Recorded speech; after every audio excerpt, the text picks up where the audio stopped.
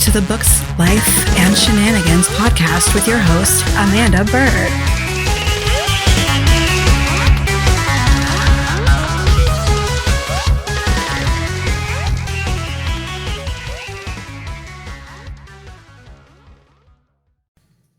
Hey, welcome to this week's episode of the Books, Life, and Shenanigans podcast with your awesome Fruit Loop host, Amanda Bird. That's right. You heard me. I called myself a Fruit Loop. I've actually been a box of Fruit Loops for like a week now, kind of on and off. I think the best day of the week for me was probably Tuesday-ish.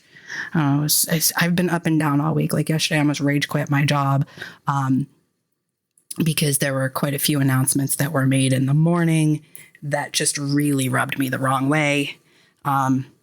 Basically, how much harder can we fuck your department is what I heard. So yeah, I almost lost my shit. I called my dad. Like I was losing my mind. And then I was really contemplating it most of the day. And then I saw my dude. So things got a little better. And then today was just today was actually a pretty decent day. So I can't really complain too much. So this week we are going to talk about, honestly, recording this, I don't even have a name for the podcast or for this episode. So the books segment is going to be friends with the author. It's okay to not thoroughly enjoy their books. This is probably not going to be the actual working title of the episode. Might just be friends with the author or some shit like that. And then on the life bit, we're going to talk about triggers later on in life when you think you've gotten to a point where you've healed enough, and then there's those triggers that come up, different things. So I want to talk a lot more about that. I know I did in last week's episode, but I would like to go on a little bit more about that. I'm also going to do like an introduction to anxiety, because it has occurred to me that not a lot of people understand what anxiety is. So I just kind of want to educate from the perspective of someone who has been diagnosed with 5 different forms of anxiety in the past. And the generalized anxiety disorder is still kind of there, even though I'm still a whole lot better. Okay, so friends with the author, it's okay to not thoroughly enjoy their books. So I did kind of like a poll of some friends. I'm now trying to pull that information up, which I probably should have done, like, I don't know, before I hit the record button, but here we are. So it shouldn't be too, I don't post a whole lot these days. Okay. So I asked, author friends, I'm doing research for the podcast and I have a question. If a good friend reads your books and is not a fan, would you want to know? If yes, how would you like them to tell you? Something along the lines of, it's just not for me, or something else. Does their constructive feedback matter? Now, let me read this question to you again. If a good friend reads your books and is not a fan, would you want to know? My response to all of these responses that friends have given me is, y'all didn't understand the assignment. All right. Like one person probably did. I'm not going to call anybody out by name here. I'm just going to kind of go down and read these comments. The first one is, I would want to know, and I'd want honest feedback if they felt comfortable enough. Like if it was too slow of a burn, was there a problem with the characters, etc. If they can't provide that sort of feedback, then a simple, it's not my cup of tea would suffice. So again, that's probably going to be the closest answer to what I was trying to get people to go for without outright saying, you do understand that your friends are probably not your fucking audience, right? And no one acknowledged this in any of these comments. Another one, constructive criticism is always best. If they just don't like it, they should include a reason. Again, your friends are not going to be 9 times out of 10. Your friends are not going to be your target audience. I'm probably going to say this 100 more times as I'm going through these comments. This one especially kind of pissed me off. If you can't take any criticism, life will be tough for you, and writing anything good enough to publish darn near impossible. So yes, honest feedback and criticism or constructive criticism are important. And then this person goes on to explain something. But like, again, you're not understanding the assignment with the very, very outright question of if a good friend, not a beta reader, not an alpha reader, not an ARC reader, if a good friend of yours. And again, 9 times out of 10, your friends are not going to be your audience. Ask me how I know. I'm kidding. Like I have friends who are my audience and I have friends who are not my audience. Friends who are my audience, those friends are the ones I want feedback from. The friends who are not my audience, I love y'all. Fuck off. I don't care because you are not my audience. Your feedback doesn't really matter because you are not who I am trying to target. If I was trying to target you, it would be a different story. Yes, I would hope they give an honest answer and hopefully insight on what the reader thinks. Okay, that one actually is probably the closest. And then we have smartass swamp sister here. My friends don't read my books. So, and then of course I had to be like, yeah, but guess what I am reading next? Another one for constructive criticism. Another one, sure, why not? My stories are not for everyone. Last one here, not necessarily no. As we all know, it's subjective and everyone has an opinion, critical or personal feeling or not. I tell people what my work is and it's up to them whether or not they want to read it. If they do and like it, great. If they read it and don't like it, I'm not offended, especially since they took the time to read it in the first place. I've told family members before, you don't have to like everything I do. This comes with the personal bias, thinking you will automatically like or have to like the creation of a friend or a loved one. This one actually understood the assignment. This is what I was looking for because this one specifically reminded me of the personal bias. So, you know, I thanked her for that reminder, but, you know, like it's very important, especially for authors, because like I targeted that post at author friends and a handful of them responded. I have plenty more that didn't respond. And that's fine because they probably didn't see it because let's face it, Facebook and its bullshit algorithms, if you're not posting consistently like 400 times a day, they're not going to show your shit to your friends. So I'm lucky enough that those friends saw the post in the first place. But the point here is, for what feels like the 900th time in less than 10 minutes, your close friends and or family are more than likely not your target audience. I have one friend that I can count off the top of my head right now who is my target audience. I have another one who reads fucking everything. Like she will literally read everything. She actually sent me a picture this morning on her way to Orlando, work bestie. They made a pit stop at the library because Library Fight Club is still in session. If I could handle physical tomes, print tomes that are fucking 700 pages, I would. Instead, I go with the ebook. I probably actually won't go with the audiobook anymore because I just don't want to spend the money or use an Audible credit on these books because they're just not great. But also I know that those are probably the only way I'm going to actually get through this series. So, I mean, it's kind of like it's a weird scale for me. Speaking of audiobooks, I need to detour here for a second. If you have, and I'm probably going to talk about this a little bit more in the life section. If you have an inkling to read or listen to Brené Brown, Atlas of the Heart, dude, I'm not even done it yet. And I'm giving it like 10 thumbs up because it's fucking amazing. She really breaks a lot of things down. Are you fucking kidding me? Sorry, cat. She really breaks things down in an easy to digest and understand way when it comes to emotions, anxiety, grief, like all kinds of different things. Like I went from like preaching about Mel Robbins to now Brené Brown, and I'm super duper excited. The dude recommended another one, or another author, teacher, whatever, for me to read. So I have added things to my TBR some more because, let's just add to the TBR. We're never going to get to the bottom of it. So why not just make it bigger? Give yourself more of a variety. Okay. Anyway, back to where I was. I have, excuse me, I have one friend that I know I can, off the top of my head, maybe two, that I can say, hey, do you want to read my newest book? Fuck yes, they do. So yeah.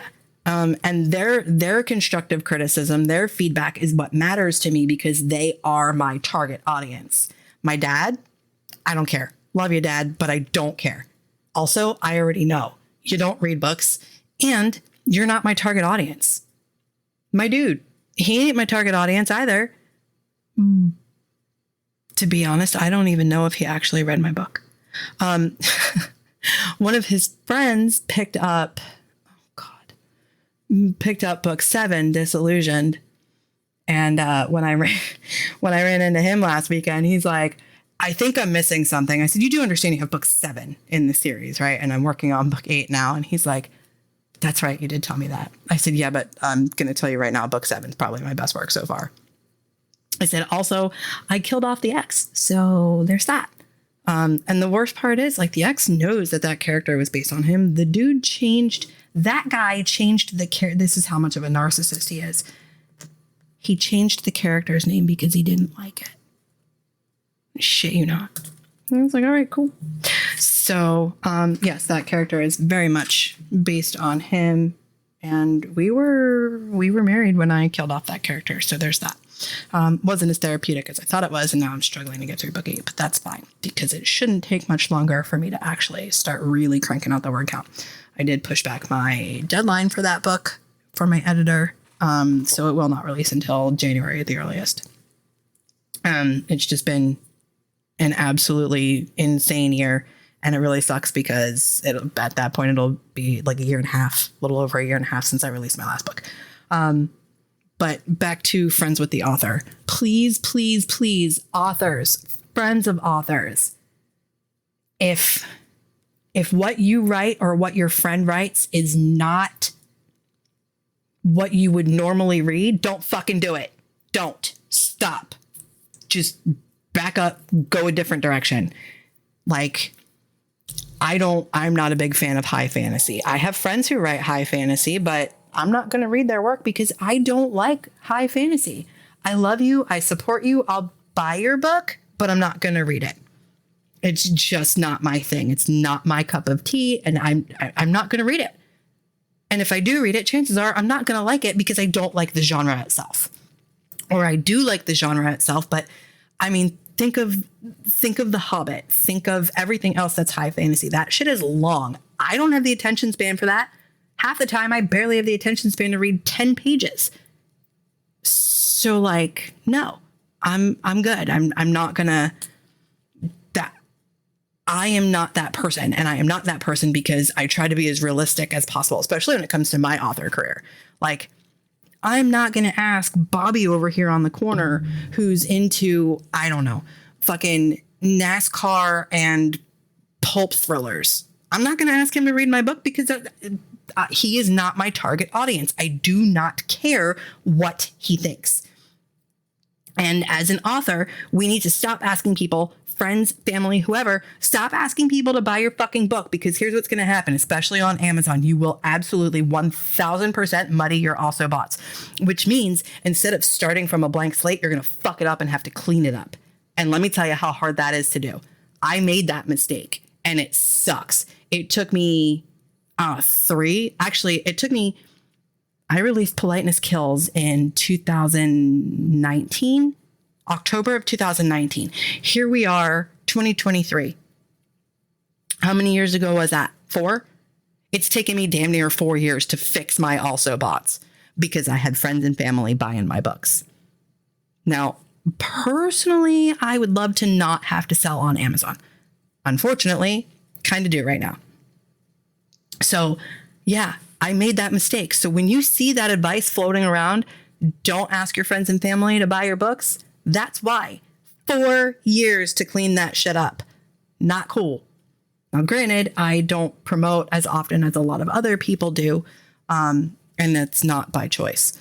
But, you know, I have learned a lot in the past 4 years of, you know, do this, don't do this, do this, don't do this. And everything is all the advice you're going to receive, with the exception of do not ask your friends and family to buy your damn book, because it will muddy your also bots, especially for those of you that choose for whatever ridiculous reason to go exclusive with KU, Kindle Unlimited. You know, y'all are going to screw your shit up real quick. Don't do it. That is like the one consistent piece of advice I can tell you. Your mileage will not vary. Everything else, your mileage will vary, because that's just the nature of the beast. What works for one person isn't going to work for me, you, John down the street, everybody else. There's no such thing as a silver bullet when it comes to being an author, especially when it comes to author marketing. I don't give a shit what anybody tells you. You have to test and test and test and try, and you're going to throw a lot of money down the toilet. But the best way to not screw yourself over from the gate is to not have your friends and family who are not your target audience buy your books or read your books at all. No. If they are not your target audience, turn around and walk to someone who is. Okay. That's done and over with. If you enjoy the podcast, do me a favor, hit that subscribe button, like, share, whatever. If you think that bit of information was useful to someone, go ahead and share it with them. Do yourself a favor, hit that subscribe button, maybe activate notifications, Spotify, YouTube, wherever. The subscribe button is your friend. I don't know where the hell that just came from, so forgive me. I am in a very weird mood. I just got my toes done too. My bestie texted me as I was leaving Target, and she's like, "Hey, you get your toes done?" And I was actually thinking about going tomorrow, and I was like, you know what? I'm actually leaving Target now. Yeah, I'll go. So here's where we're going to have some fun tonight. I know I spoke about this briefly in last week's episode, but remember when I warned you about the triggers later in life? Like when you think you're healed enough that something that reminds you of the toxic relationship comes up and you're like, yeah, I got this, I'm gonna be good. And then it happens. And you know what happens to you? It takes you clear out. So this wasn't as bad as seeing him for the hearing that should have been fucking canceled. This wasn't that bad at all, right? So let me go back in time here a little bit. And I know, like I said, I'm essentially rehashing a little bit of last week's episode, but there's a reason for this, because it's going to get me up to the whole anxiety thing and that introduction. And then next week, I don't know that I'm actually going to do a books topic. It might just be entirely about anxiety. According to my notes, it actually is going to be entirely about anxiety. So that's fun.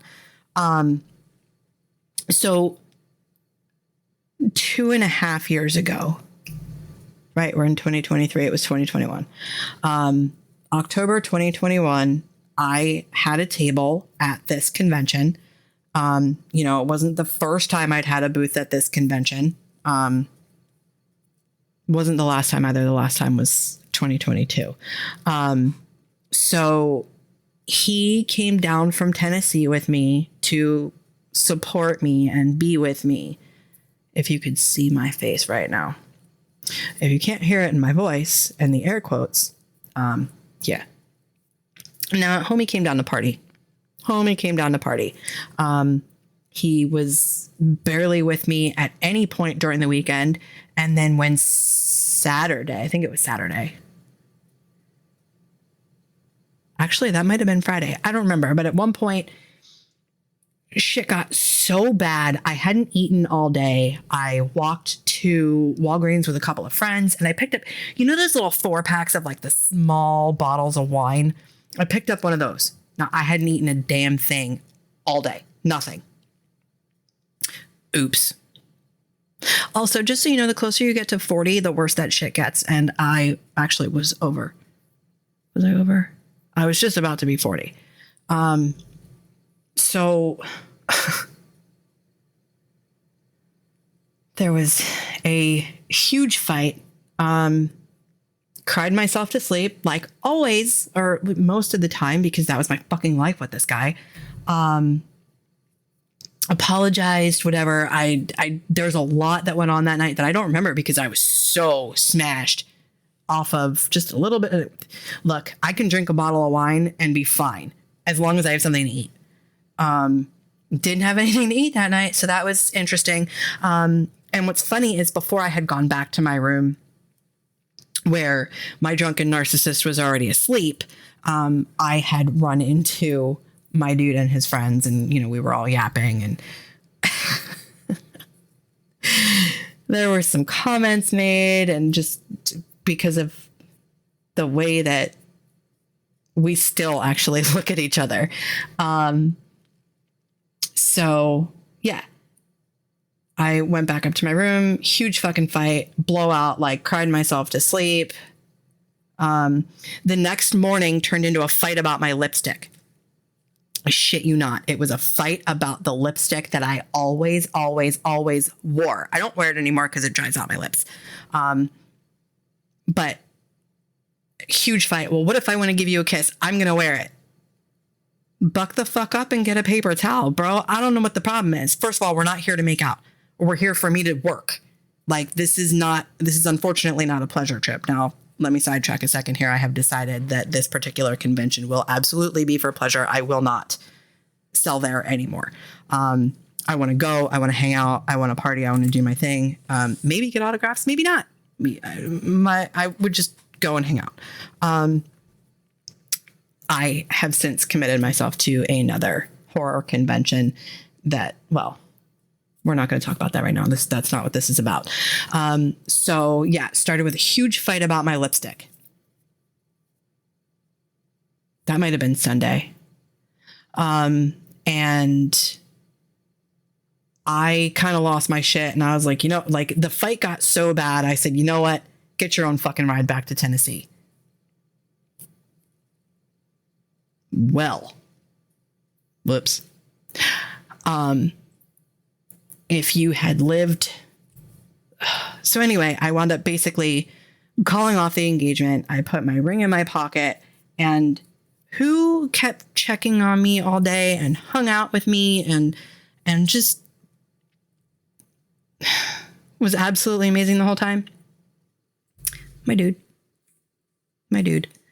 We met at that same convention, but they have an earlier in the year show, and we met earlier that year.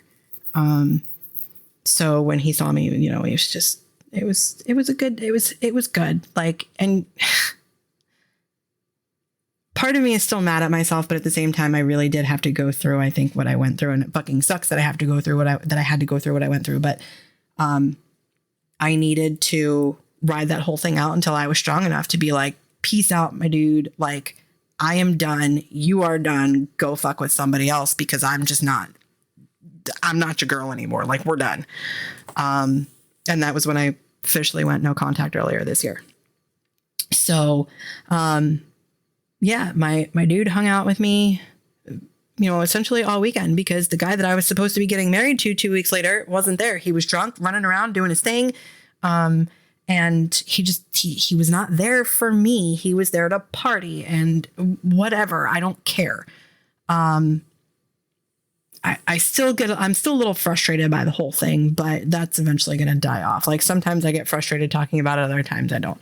Right now, I'm just in kind of a weird thing, but, like I said, I've been Fruit Loops all fucking week.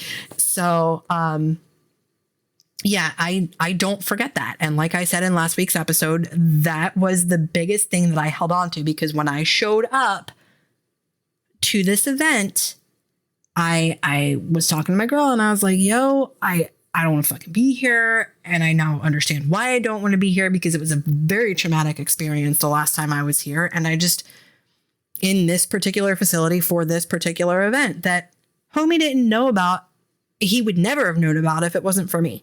Right. So, I mean, it sucked. It was exhausting. It wasn't as bad as earlier this week was. So I had frequent, I'm not going to say nonstop, I had frequent panic attacks up until somewhere between 1 and 3. But I really held on to that. And, you know, he was here and I wound up having a good time. So the trigger is right. It was a traumatic situation. The event itself was traumatic. And here I am trying to go into this naively. I wanted to say blindly, but I went into this naively thinking everything's going to be fine because this is my jam. This is my shit. And then I get there and I'm like, oh, hell no. Those triggers later in life are gonna happen.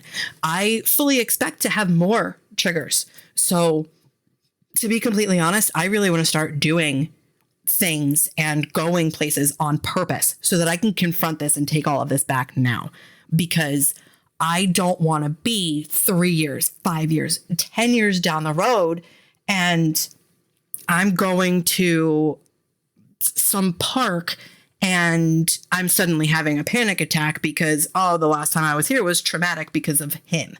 No. I would rather put myself through all of that exhausting bullshit now because I want to take everything back. All of it. Fuck him. And no. Like, especially the things that I introduced him to. If I introduced you to this, and this, you know what? Fuck you. They were never yours in the first place. They were mine. And I'm going to take them back and you can share them. Fine. But you're not going to take them from me. And I'm not saying this to be like a childish kind of thing, right? It's about taking yourself back, taking your life back, taking places back, taking events back, things so that you can feel safe going to these things in these places and doing these things again. It's not about, oh, I'm being a child. It's about you need to do these things for you so that if you want to continue to do them, you can, so that they don't affect you the way that, you know, they did that first time triggering situation. Basically, what I'm telling you is don't be a pussy. Face it. Own up to it. Do it.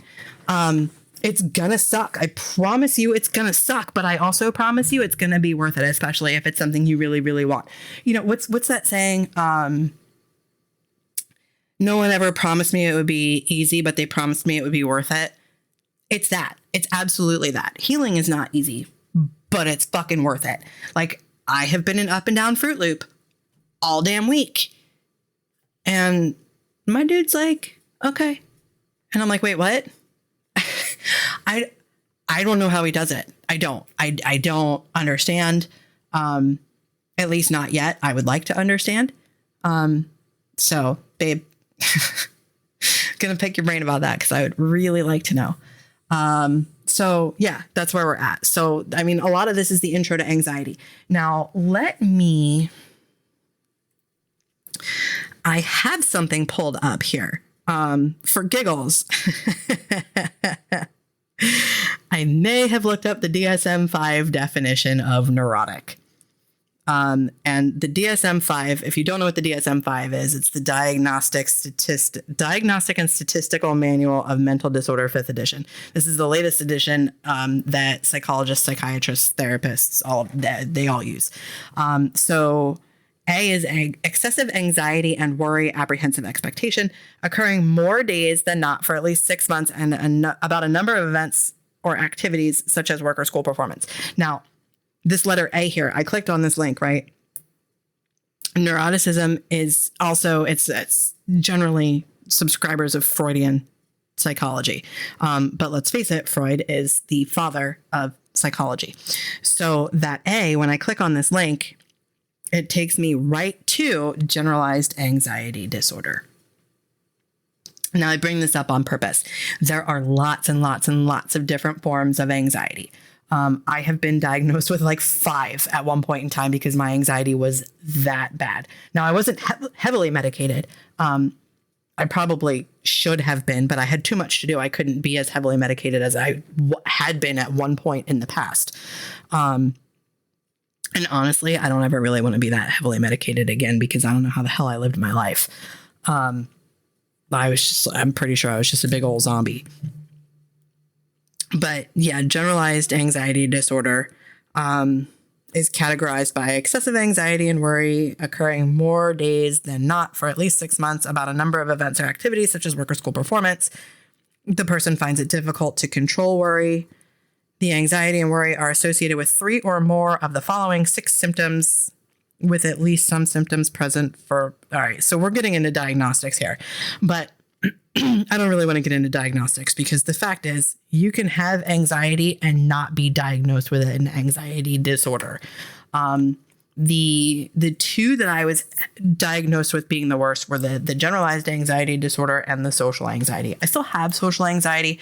I just try to honestly, like, I fight it by being a weirdo.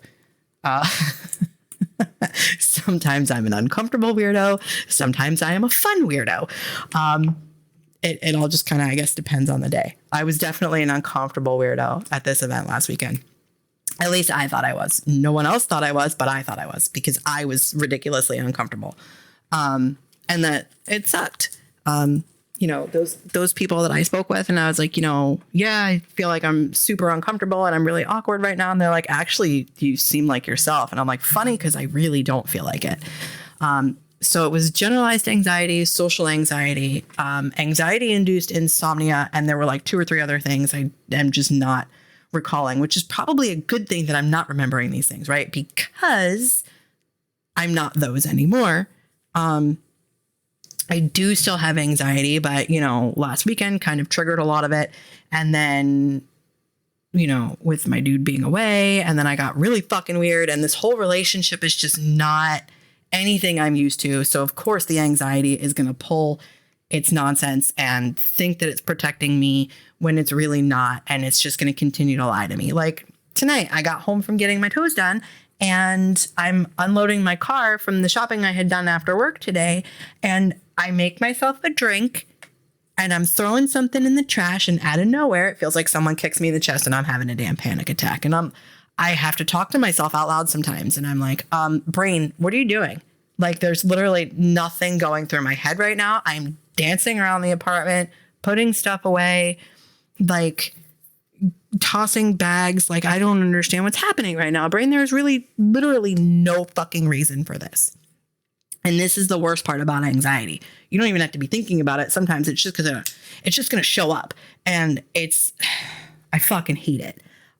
So to those of you out there with generalized anxiety disorder, social anxiety, anxiety-induced insomnia, if you don't want a medication, if you want a medication that's not addictive and stuff like that, ask your doctor, because they are out there. Specifically ask them for what they give old people so that it doesn't interact with anything that they already take. If they don't know what it is, hit me up. I will give you the name and then you can ask your doctor about it. I don't want to. There's one that I was on because I had been on Ambien and I absolutely hated it. My doctor wanted to give me Lunesta and I said no. I said I didn't want anything addictive, anything habit forming, something that I wouldn't feel like a zombie the next day. So that kicked everything to the curb right there, with those requirements that I had for myself. And then he turned around and he's like, okay, so how about I give you what we give old people who have insomnia? And I was like, okay, I'll try it. So I did. And it's good stuff. I haven't taken it in years, just like I haven't taken my anti-anxiety medication. It's funny too, because last weekend, one of my friends who is now a pharmacist was like, don't you have anxiety meds? I said, well, I think so. She's like, what do you mean you think so? And I was like, oh no, I haven't filled a prescription in a while. So, I know the shelf life is long enough where if I would have brought the last filled one, it would still do me good, but I don't want to take that shit anymore. I don't need it. I haven't needed it. And you would think with everything I went through with the narcissist that my anxiety would have increased, right? No, my anxiety decreased because I turned into this shell of whoever the fuck I was when I met him. Now, I had given a lot of myself to my first marriage. So I already kind of lost who I was. And it's funny because him and I are still friends and, we've talked about it. I'm like, I don't even know who the hell I was when we broke up. Like, I know who I was when we broke up, but I wasn't me. And he's like, no, he's like, I get it, because I wasn't either. So we're both kind of, working on, getting ourselves back to some more acceptable to us version of ourselves, which is great. Him and we're friends. It's amazing. So yeah, you would think that the anxiety would get worse, but the more you lose who you are and your sense of self and your self-worth and all of that, The more that is stripped away from you, you're not going to have that anxiety at that point, because you don't know which end is up, who you are. That fog is a real thing. And it's crippling. It's absolutely crippling.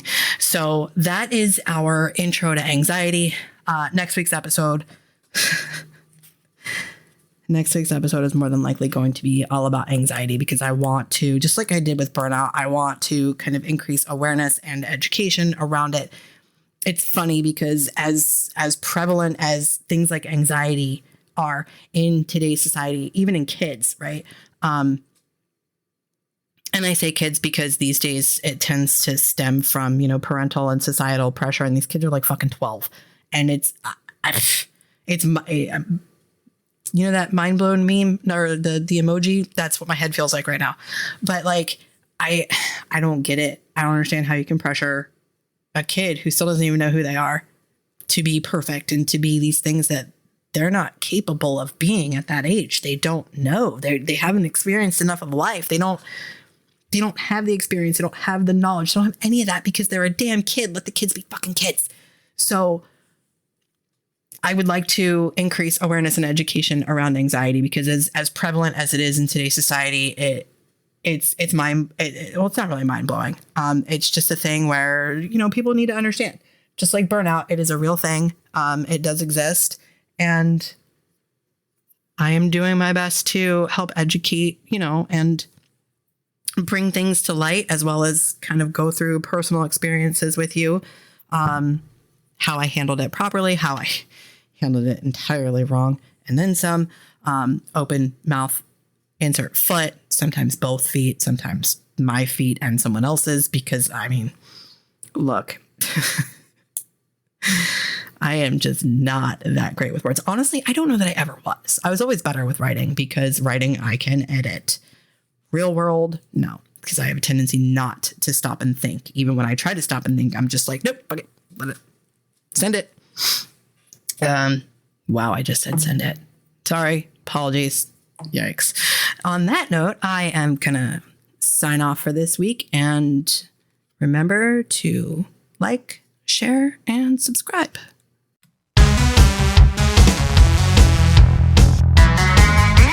This has been the Books, Life, and Shenanigans podcast with Amanda Bird.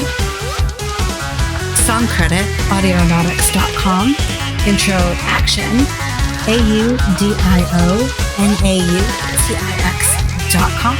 And if you'd like to support this podcast, head over to substack.com/@Books, Life, and Shenanigans.